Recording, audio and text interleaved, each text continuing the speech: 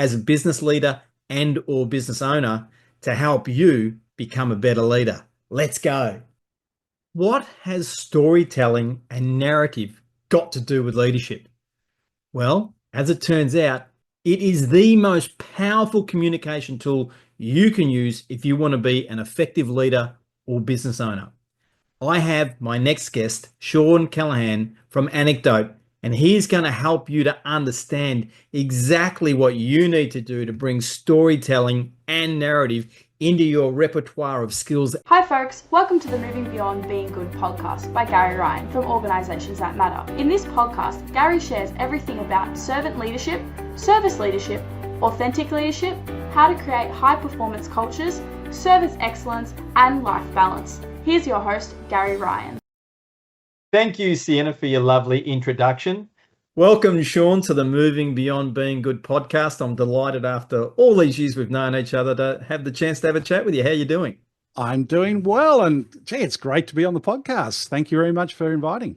I'm very, very delighted and honoured to have you here. You're doing a lot with Anecdote.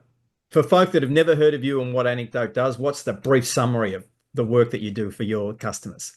Yeah, I guess the main thing we do is we help people use storytelling to, make their communications more impactful. Actually, the thing that I think is really important is to inspire action, right? So, so many leaders are, they're trying to get across to their people important ideas, but they can't be heard. It's sort of like they get muffled through all the noise that's happening around them. How do you cut through? How do you be clear? How do you excite people and inspire action? And it turns out stories are really good for that. You know this, Gary, you're a storyteller. So it just makes all the difference. And it's so simple on one level, but it's so nuanced as well, right? Yeah, right. And what people, when they get in their corporate roles and they think they're going up the ladder and that, storytelling, that's what you do at the pub and that's what you do around the dinner table. But it's actually how human beings are communicated since forever. Oh, that's right. Indeed. Actually, I saw a lovely example of storytelling. I was doing some work for Commonwealth Bank, and we were working with all the branches around Australia and the branch managers.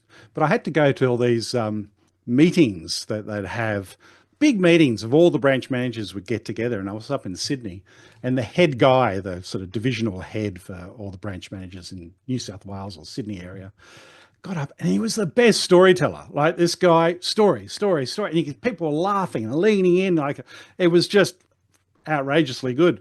And then he comes off stage and I have to come up stage. I've got about 10 minutes before I go on stage. And I said to him, that was great. I said, tell me, where did you learn your storytelling? And he just looked at me like, huh? What? He had no idea he told stories, right? So I'm very interested in this idea of natural storytellers. It comes to your point, right? Like people do it naturally. Yes. And I think they do it naturally like that when they're immersed in lots of stories, right? So those people who've just had a family culture that has stories being told. I know my father was big. He was in the military. He was a US Marine, and so stories was in any military background, people have stories, right? That's what they did. And I think there's other backgrounds that really, encourage storytelling. And then you have people who have come through a background with no stories. So even though it is still natural, you don't go down to the cafe and not tell stories. It just doesn't come as naturally to them in a workplace. Yes. And that's the bit we, try to help people with. Yeah, you definitely bridge that. I mean, because there's part stories and incomplete stories, and then there's the full stories, and there's micro stories and all these various elements. And one of the things that you did that I picked up when I first read your book, which I recommend for every leader, is putting stories to work. We'll definitely have a link to that in the show notes, folks. But you just did it before when you said, when I was working at the Commonwealth Bank. Right. It did the time marker. In time marker, that's right. I tell you what, when you tune your ear into time markers, you hear stories everywhere, don't you? Yeah. Right? Oh, just the other day or on Tuesday or back in 2004. As soon as you hear that time marker, you're going, oh, better take notice here. This is a story, right? And I actually, just recently, I was actually feeling a little bit down about some students who come through our program, and I had some students that did really well, but then there were some other students who weren't getting it right. Mhm. So I rang them up. I interviewed them afterwards, and I discovered that they didn't have any models around them. Like they didn't have leaders who told stories, and secondly, they had in their mind that stories had to be big things, Yes. right? Like beautifully crafted, Hemingway-esque, type level stories. And I'm saying, no, no, no, no, no. A story could be like, oh, on the weekend, I was teaching my puppy. I've got this 5-month-old puppy. I was teaching her to do this, this, and this happened, and this happened. You know what? That's not too dissimilar to what we're trying to do with our marketing strategy. You know, that is the sort of story I think we should all be able to tell, right? Things that happened just the other day, Yes. apply them to tomorrow. Yeah. What tunes you in, and your book, like Putting Stories to Work, helps is once you start realizing that stories are in fact everywhere, and then you can bridge to the current problem, the current issue as a leader. Yes. It's Yeah. actually like it opens your eyes to they're actually everywhere. Like Yeah, you, you're right. Once you see them, like just the other day, I was watching muster dogs. Right, this is on the ABC, and you've got these dogs rounding up sheep and cattle. And right at the beginning, the whole idea of the show is that they select some puppies and they give them to trainers. And there was this one woman trainer who was not too, didn't love the idea that someone was just going to give her a dog. Right, she wanted to choose her own dog. And the producers were smart. They got them into this pen of dogs. There was about 5 or 6 dogs, and this one dog jumps up on her, and then they ask her, "Which dog do you want?" She says, "Oh, I want the purple, with the purple collar," and it was the dog that jumped up on her, and she got to select her dog, right? Mm. and and then she had a little story to tell her. Anyway, I retold this story to a group of executives who were wondering whether they should create their strategy together and strategy story together. And I said, yeah. And I told the muster dog story. And I said, you've got to choose your dog, right? You've got to be the ones who choose it, because then you own your dog.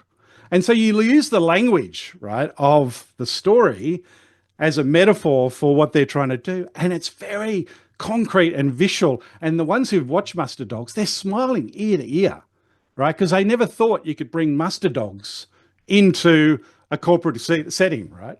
So that sort of storytelling, I find, I'm looking out for that all the time, not particularly explicitly, but I notice those sort of stories, and they're very in the moment.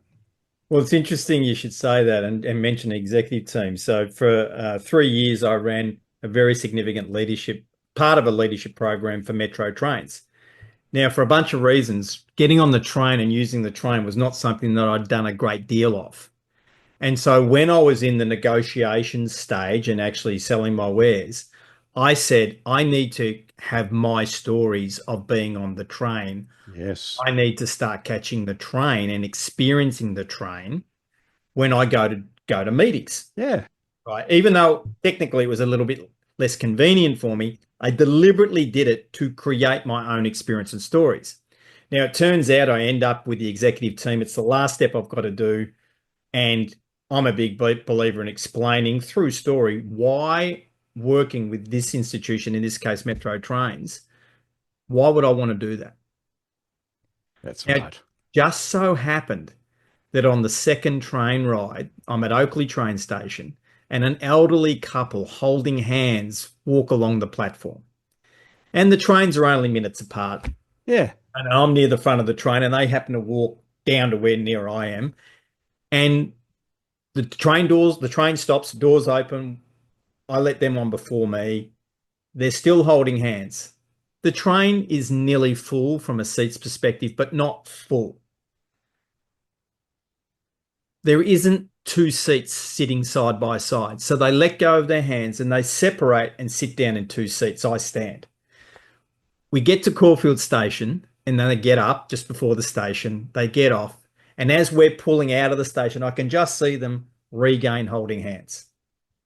That's lovely. Okay. Now, I said to the executive team, that was lovely. And I said, imagine a future with the work that we can do with the leadership of this 250 mid-level to senior leaders and how that flows through to your frontline leaders and flows through to your frontline staff, because you got 6,500 staff who live in this city working for your organization.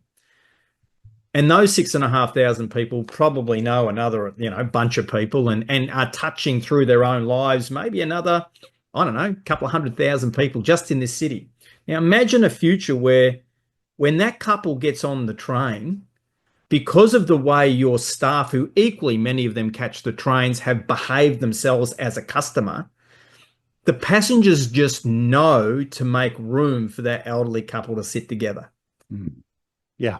Yeah, that's lovely. And you know what? There was a phrase that you used there, Gary, that I really encourage my executives to use.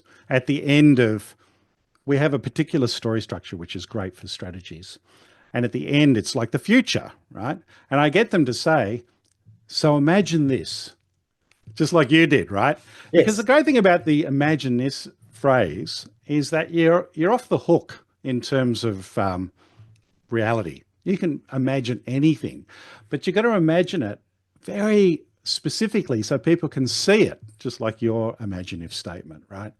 And it's a powerful thing, and you leave people at the end, because the ends of stories are the most important things, right? That's what you remember. That's what you get inspired by. Yeah, it's a great little twist. It's something for your listeners. Just think about that, how you use that phrase, imagine this. Well, part of the reason for that example was to demonstrate for folks tuning in that I did that because of what I learned from you. Is that right? Ah, that's very nice. Great. I'm glad. Well, and I do the same thing in terms of if I have a customer that calls up and I haven't really experienced them. And I've had some funny ones. I had, for all the women who are listening, they will know this brand immediately. It's called Christian Louboutin. Do you know Christian Louboutin? It's a red-soled shoes, very high-end, on the top end of the fashion. And I got this email sort of saying they wanted to talk to me. I went, oh, geez, I don't know anything about Christian Louboutin. So I went in and I thought, I have to have a story in my mind as to why am I even going into a Christian Louboutin sort of shop. And I go in and I say to the two people who are working there, look, my sister's turning 50, I want to buy her something. And they were looking at me like what? Don't you know what this is, And I quickly said, look, I don't know. And they said, did you see Christian at the Met Gala? And I went, no, I haven't. And the guy just says, come around. Takes me to the back to the computer. He shows me this beautiful model next to Christian, who's this very suave looking Frenchman. And the whole thing changed from being very matter of fact to finally they told me some stories about how things were designed and why the bag was like this and not like that. And I thought, wow, this is great. But they weren't telling me stories in the first instance. No. So there was an opportunity for that company, right, in becoming better storytellers. Yes.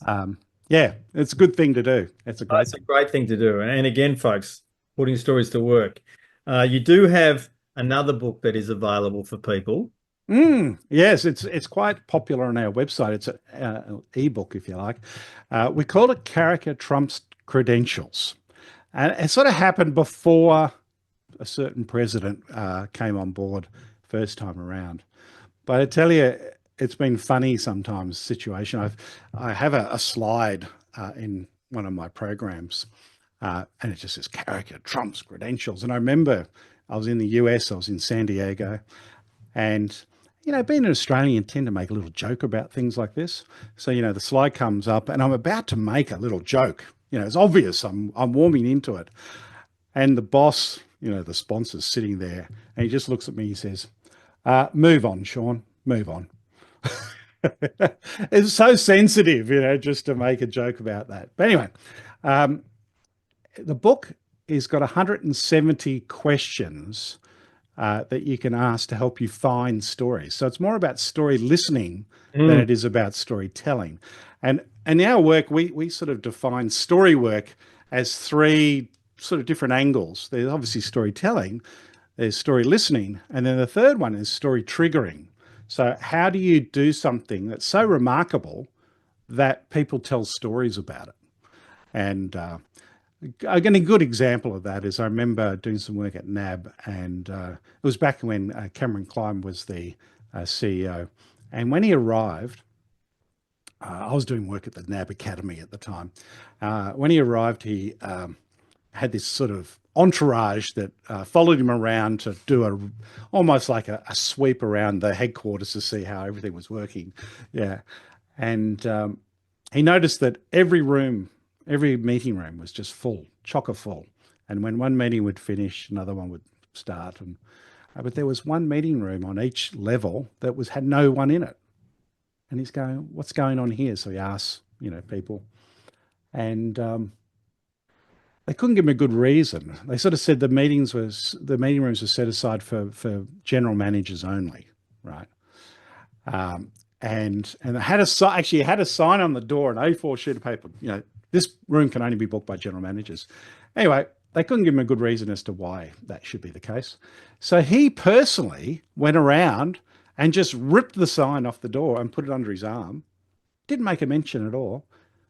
And that story just flew around that organization, right? It was story triggering, It made a message about how everyone should have access to the resources of the bank, to do the best work, etc. More egalitarian, I suppose. Yes, yes. So yeah, I think it's a powerful thing for leaders to know that they can trigger stories. They're doing it anyway, by the way, but they could be bad. They could be bad stories rather than good ones, right? And dark stories and counter visionary stories, and also that's right.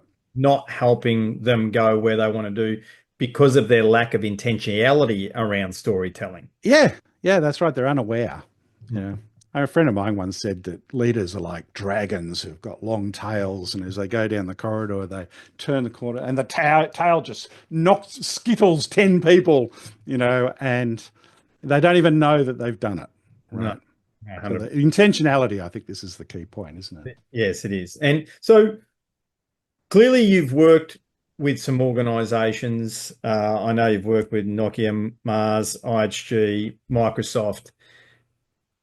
How have those organizations worked with you at helping some leaders overcome their resistance to utilizing storytelling in their work? Well, in the early days, so when we first started, we're talking 20 years ago, it was a very unusual thing to do storytelling, right? It was seen as a slightly suspicious activity, probably something to do with tree hugging. And we found that most of our customers were women, right? Women employed us. And we couldn't quite put a finger on exactly why that was. But what we noticed is over time, it's a social proof thing, right? As more and more people do it, more and more people are accepted and open to it. And now, of course, it's a sort of a flavor of the month thing. So now in terms of, how people get connected, I think people realize, they look around at their leaders and they realize the very best leaders are storytellers, right? So the question is, how do you get everyone else up to speed? Our main program is called Story-Powered Leadership. And one of the things that program is all about is, and I'm sure you're the same, Gary, you realize that you can't do training in a workshop. Like just one workshop, it's a waste of time. You may as well have just taken that money and just burnt it, quite frankly. So we do all our programs over 3 or 4 months. Some of them are even a bit longer, but the majority about 3 or 4 months. And it gives the possibility of practice. And I came across some amazing research recently by a couple of researchers in the US called Joyce and Showers, right? And it's because it's in a totally different realm that I never noticed it. Anyway, their realm is how do teachers who do their professional development, how often is that learning get into the classroom, right? Listen to this. This blew my mind, right? They said if the professional development was just someone standing up and giving them a lecture, 0% gets into the classroom. If they give a lecture and also give examples, right, then it's something like 5%. If they give examples, and then they get people to, do work out practical, do the work themselves in the workshop. Guess what the number goes up to? 10%, right? Still nothing, right? It's only when they add coaching Yeah. into the equation, it jumps to 90%. And by the way, the coaching doesn't have to be come in and get a special coach. It just means your colleagues around you, give you feedback when you have a crack at, sharing a story in a business meeting, right? That's the level of coaching, peer coaching. Yeah. So, with that knowledge, you think, why would you go down that path of spending good money just for like a 2-hour come in and razzmatazz? Oh, yeah. So anyway, that's essentially what we do with our programs Yeah. is really trying to build the skill. Yeah. I want people to have the habit of storytelling, Yes. right? And you got to develop a habit, right? Takes time. And the true investment comes from that. I mean, it's interesting when you were talking about your trigger stories earlier. And Yes. I remember, over the years, and we first met back in 2002 when you were working with a different colleague at that stage by the first name Dave. Oh, yes, of course. Yeah, my very influential colleague for me, Dave Snowden. Yeah, yeah, Absolutely. 100%, He was my boss at IBM. That's right. Yeah, that's right. And very, very, very smart man. And I remember then about because we were doing a lot of work around vision. Yes. And one of the things that I remember way back then was picking up about we had a duty to help establish what the vision might look like, but helping people trigger their own localized story that related to the vision in action for them. Right. Yeah. So it had to like they could contextualize this vision, but it really was going to feel and look like for them in their day-to-day work. And that for me was extremely powerful as a very senior leader in that organization at the time around this process of helping persuade people to get on board with this new vision that we were trying to Right. Well, and that was the sort of work that we were doing at the Commonwealth Bank, right? So what I was, and it worked amazingly well. It was such a simple idea. I try to sell this idea to a lot of organizations, but I don't think they believe in it because it's just so simple, right? So they had this this whole thing about customer impact. The senior people saying, we got to have customer impact. Well, what in the hell does that mean, right? So what we did at the branch level is that we got the branch manager to have a conversation with his people. They had little huddles that they did once a week or sometimes multiple times a week. And in the huddle, the branch managers just had, this is story listening, right? All they had to do was ask the question. So guys, over the last week, have we had an opportunity or a situation where we felt we've made an impact for our customers? Then there's a pause and eventually someone will say, oh yeah, we remember, Steve, the wheat farmer, he had this thrasher. Anyway, he tells that story. And then they ask questions and he guides a conversation. You'll ask questions like, so tell me, what was significant for us about that story? And then they go, oh, well, what was significant is, did you see how Janet, she wouldn't have done that unless she had the XYZ training, right? And then someone else jumps in and goes, yeah, but the branch, you're the branch manager, but you backed her up. You backed her up to do that. Anyway, so they kind of have a conversation working out how to do this thing, which is customer impact, right? So this is now a big part of how the bank operates. And it was actually a replacement for their incentives. Remember when the incentives are all skew with because they incentivize people through money to sell things, and it just created all these crazy behaviors. Well, this is what they replaced it with. It's an implicit reward rather than an explicit one. yes. It's the implicit reward of wanting to help their customers and being proud of it and those emotions that come with it, right? And deliver on the mission, Yeah. which means you actually know what the mission is. Yep. That's right. And you know it in concrete detail. Yes. Right. Yes. That's the thing. Yeah. Because you And shared experience of creating that detail or identifying yes. detail. Yes. Yeah.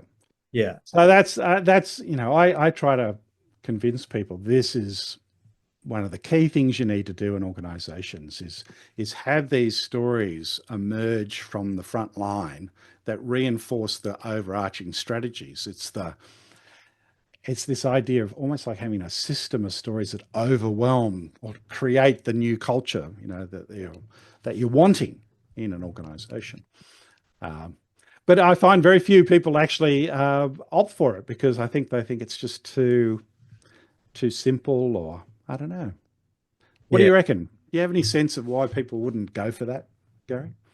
Oh, look, at the end of the day, if you look at if we're talking big corporations, right, Yeah, yeah, they're predominantly come out of either an accounting or a legal background. yeah. Very rational, very heavily focused on data, numbers, uh, Yes. you know, process, etc. Now, that doesn't stop you from going into the storytelling space because we know from your clients that are huge that there are They people, do it. yeah, Yeah. that do it and they do it successfully. In fact, if you think of maybe a barrister in court, there are great storytellers often in that Yeah.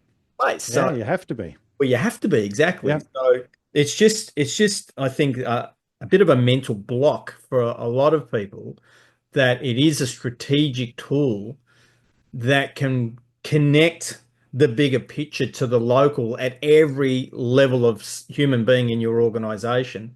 Yes. And equally, what people are forgetting is from an evolutionary point of view, once whatever language we grew up with, everyone got exposed to story before they could read or write in whatever education system they went to.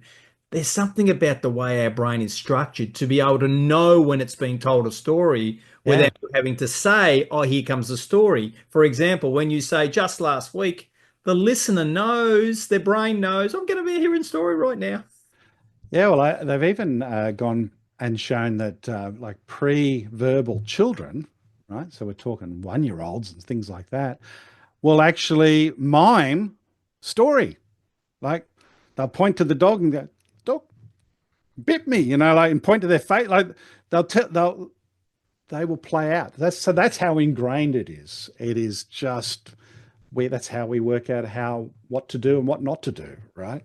Is through the stories that happen to other people, but also happen to ourselves. Yeah. So, yeah, no, it's fascinating.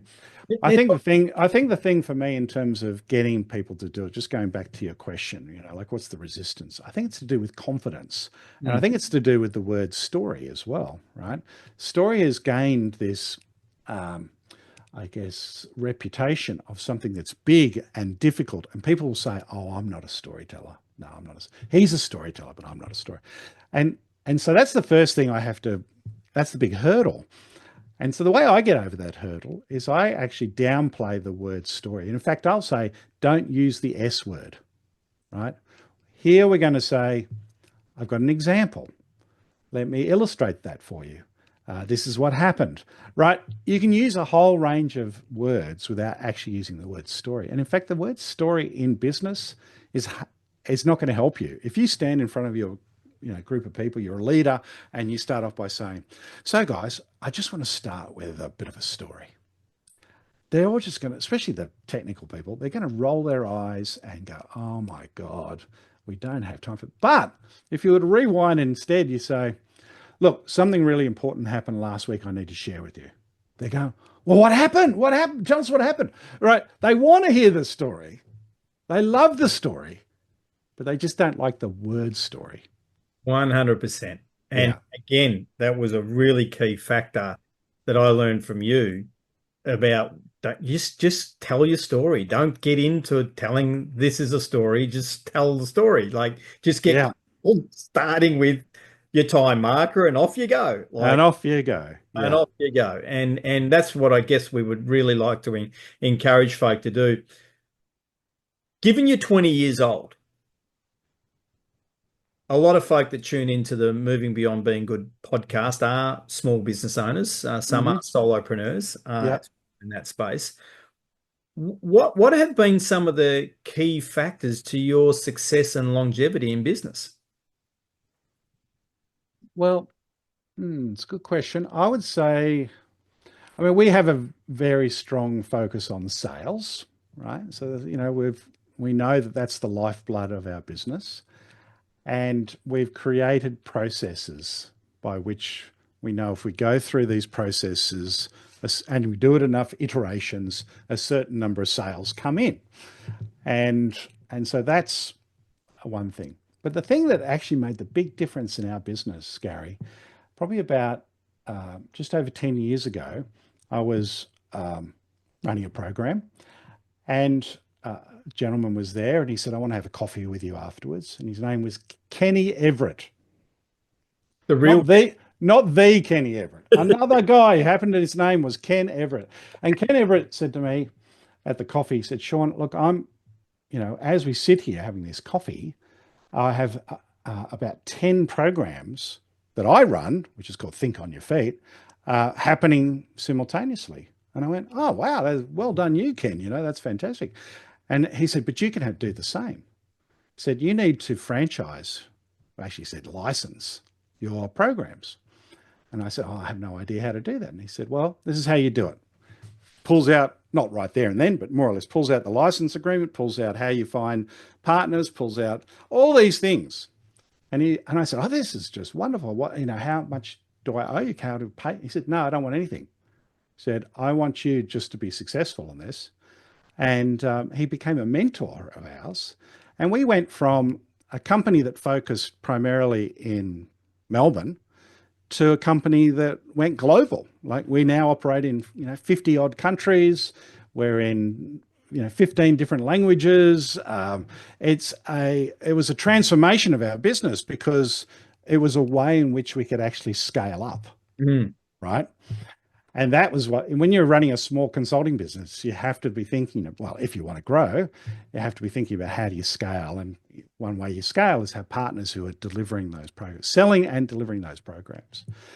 So our biggest partner is actually in China. So all our programs are in Mandarin. I actually have a version of Putting Stories to Work in. I'm showing there. I don't know if anyone gets to see the video of this, Yeah, but they this is. do. Well, Oh, well, this is the Mandarin version of the book. Yeah, so there's a company which was set up in China just to sell anecdotes programs, right? oh, wow. And So so it shows you also how storytelling is just cross-cultural. And we could have a whole other program about the differences of storytelling between different cultures, because there's actually some really interesting differences. So anyway, that's one thing I would say is that focus on. But the other thing, and I have to say my business partner is much better than me on this, but when my business partner works with a customer, they love him so much, they become dear friends, and they just keep coming back and back and back. And I think that if you have to have people in your business who are like that, who can form this strong, it has to go beyond transactions. It has to be, you're there to really make a difference to not only their business, but to them. And, it becomes a lifelong connection that you have. yeah, and you So serve. You, you serve. That's right. Exactly. I mean, I'm sure it's Mark, isn't it? Mark. Yeah. Mark Schenk. Yeah. Great guy. He's our managing director and um, best business partner you could ever have. Yeah, and that's a big part of your success too, is that you've both been together for so long. Yes. Sure, Mark could say exactly the same about you. He might Oh, just I don't know. I don't he know might about just that. call you a big teddy bear or something. Yeah, he might do that. Yeah, exactly. We both know he probably would. So you you mentioned off air, Microsoft, your biggest client and probably been your number one client over time if you had to rank your clients just for the way that they've worked with you, you sort of mentioned, which is a massive organization. Oh yeah. But Yeah. you shared an interesting anecdote about them, which I'd love you to share for folk, just to prove this is possible and big corporates can do this particular thing. Yes, right. Yeah. Engage Well, with people. exactly. I mean, one of the things we learned quickly about Microsoft is, I remember, any of these large corporations, one of the tricky elements often is getting paid, right? And we were sort of, preparing ourselves for, a slow payment, 90 plus days, 180 days, like it just gets crazy sometimes. Anyway, we put our first invoice in, and we got a message straight back, and that said, if you'd like to be paid in 7 days, we will, deduct, I think it was 2 or maybe 5% or something like that. Would you be okay with that? Otherwise, it was standard 30 days. And we went, yeah, absolutely. Sign us up. Who wouldn't give away, 5% for a 7-day payment, especially from a large corporation like Microsoft? So they can do it, right? They can do it. Yeah. But it's not the majority case, I'm afraid. I mean, we all know, your classic 30 days. If you do some work on the 1st of February, well, you're not getting paid until the 31st of March in most cases. So it's close enough to 60 days, right? Yeah, that's the reality. Yeah, that's the reality. And we talk about cash flow as king in my world. And I think from every size business, cash flow matters. And part of the Yep. reason why they're not paying you is for their own cash flow, of course. What are some of the best ways for folk to reach out and engage you for some services and get you to run a program, folks, not a Mm, workshop, a program, yes, help yes. educate your leaders in the art of storytelling? Well, I think the best place to go is our website, anecdote.com. So go there. You can sign up for our newsletter. You can get in direct contact with Mark and I and our network of partners. And what I recommend is, yeah, definitely keep a track of me on LinkedIn, because I do write a lot on LinkedIn. Just I know my ideas pop into my mind and I shoot them out and probably overwhelm LinkedIn a little bit sometimes. Um, but you'll notice that pretty much all story driven. It's almost like my practice location for telling a story and seeing what response you get. So yeah, just jump in and put out an invitation for me to connect with you on LinkedIn, and we can make it that way. You'll sort of see those posts. Yeah, so anecdote.com, LinkedIn. If they want the ebook, Character Trumps Credentials, is Yeah, that website. Just go to the website. There, right? there's there's that, and also, by the way, if you sign up to the newsletter, you get a free copy of my book as a PDF. Putting So stories there, to work as well. putting stories to work. Yeah. So That's a you will great get that as a newsletter. So that's a good reason to sign up. Definitely a good reason, folk. Back in when I was doing some doctoral studies, storytelling was actually a focus of mine. And when that was prior to coming across Shawn's book, when it came out after I'd been doing that study and research at the time, and putting stories to work went straight to number one on the list of the literally hundreds of books that I had been doing some research on at that time for its practical use, folks. And it's still the number one book. I do know, folks, that Shawn is beavering away in the background at I am. another book. I am. I do. Yes. The problem is I'm sort of got, I keep, I have like a passion project, Gary, which is not really storytelling. I'm sort of helping an artist regain their reputation. It's quite a complex story in itself. So I'm writing a bit of a book around that, but I've got this storytelling book, which has actually just come out of the questions that I get asked from my students. Beautiful. So it's a book of about 50 different answers, if you like, to the very basic things people ask me about, how to make a better story. So that'll be out this year sometime. Oh, fantastic. That's going to be, I look forward to getting a copy. Now, Yeah. this question typically causes my guests to pause momentarily, Okay. and then some beauty emerges. It is called the Moving Beyond Being Good podcast. For you, Shawn, what does the phrase moving beyond being good mean? Yeah. Well, I mean, the first thing to think of is, good is sort of like in the middle, isn't it? And any work that I try to do is you want to be remarkable, which is going to be beyond good straight away. So, and remember what I said about triggering stories. You got to do something that's remarkable enough so that people tell stories about you, good stories as opposed to, or beyond good stories, I should say. So that's what I would say is you're trying to get above that so that people have a reason. I remember reading somewhere that this is something I'm trying to teach my kids. By the way, my kids are like 30, right? Yeah. But it's about being so good that people can't ignore you, Yeah. right? At that level, Yes. especially in this world of AI where things are getting, sort of pulled apart and taken away, you still got to be so good at whatever that you're doing that people can't ignore you. And I think that's what beyond good means.